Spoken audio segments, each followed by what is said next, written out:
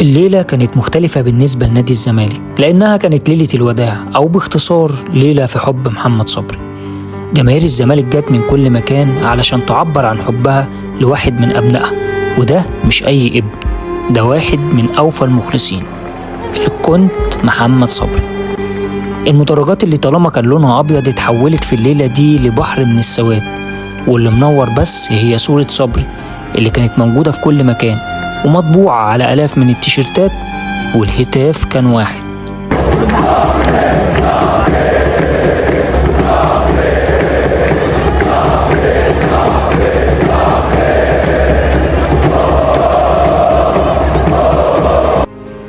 ليلة كانت مليانة كلها لقطات عمرك ما تنساها. واحدة من اللقطات دي كانت لأصحاب العمر وأصدقاء الملعب، والحزن باين على وشوشهم والدموع نازلة من عينهم لما افتكروا إنهم لما كانوا بينزلوا الأرض الملعب كان صبري بيبقى معاهم واحد منهم، ولكن في الليلة دي هو مش موجود. أما بقى اللقطة اللي جرحت قلوب الكل وهي الرسائل اللي اتعرضت في المدرجات، الكلام اللي كان دايما بيردده صبري. وبعد كل اللحظات المؤثرة دي واللي فضلت مستمرة طول المباراة، كان لازم نروح للمباراة نفسها اللي كانت أقل حاجة في اليوم ده. مباراة بدأت بضغط واضح من فريق الزمالك، والكل توسم خير لما شاف فتوح بيعدي حلو وبيلعب لناصر، ولكن ناصر استلم غلط وبتطول منه. بعدها على طول اخوان ألفينا بيستلم في مكان حلو من شحاتة وبيشوط، ولكن في نص الجون والحارس بيصدها. محتاج شغل يا اخوان في الفينش.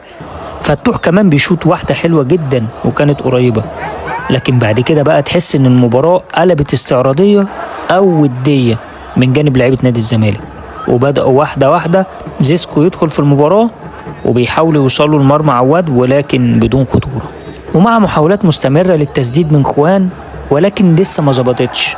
بس الجزيري كان شايف ان هو لازم يتدخل. محاولة كمان لأحمد شريف لكن بيضيع فرصة محققة 100%.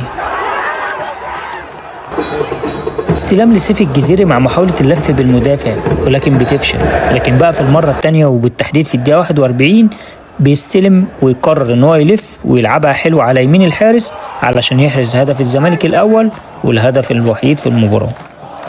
بينتهي الشوط الاول على امل اننا نشوف شوط تاني حلو واهداف حلوة، ولكن مع بداية الشوط التاني لعبة خطرة تانية لشريف لكن بيضيعها، والماتش بيقلب بقى كده وبيبقى من سيء لأسوأ، وكلها محاولات من لاعيبة زيسكو لولا تفوق حسام عبد المجيد الصراحة، وكمان المستوى الفني لزيسكو قليل جدا. وفضل اللعب منحصر في نص ملعب الزمالك، يا اما بيحاول يستخلص من زيسكو يا اما زيسكو بيحاول يوصل للمرمى، وبالفعل بيوصلوا كم مره، لكن زي ما قلت لكم قبل كده قدراتهم الفنيه محدوده مع تفوق واضح لحسام عبد المجيد.